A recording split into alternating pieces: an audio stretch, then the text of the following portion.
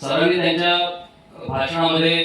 कॉलेजची संपूर्ण लिगसी सांगताना कॉलेजची स्थापना 1971 साली जेव्हा सुरू झाली तेव्हा वसई कसं असेल याचं तुम्हाला इमॅजिनेशन करायला सांगितलं तर माझी खात्री आहे की तुमच्यापैकी बऱ्याचशा पॅरेंट्सचा सुद्धा जन्म 1971चा बनला नसेल. तर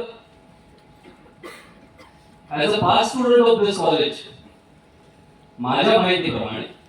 1971 ही कॉलेजची स्थापनापासून ते कॉलेज या जवळपास 1990च्या दशकापर्यंत हे सगळ्याच्या सगळं वसई विहार हा जो काही सगळा परिसर होता हा एक गाव होता आणि या गावामधली सगळी माणसं एकमेकांशी आपुलकीने जोडलेली होती, आस्थेने जोडलेली होती आणि या गावातल्या लोकांचं त्यांच्या मुलींचं शिक्षण व्हावं, जे विविध आदिवासी पाड्यांपर्यंत किंवा विविध ठिकाणी शहरांपासून दूर असलेले लोक आहेत त्यांच्या शिक्षणाची सोय व्हावी या उदात्त हेतूने या कॉलेजची स्थापना झाली. आणि या आधीच्या सर्व कॉलेजच्या विद्यार्थ्यांनी या कॉलेजच्या माध्यमातून आपली स्वतःची वैयक्तिक आणि समाजाची भरभराट घडवून आणली. ज्याला आपण म्हणतो शुद्ध बीजापोटी फळे रसाळ गोमटी, तसं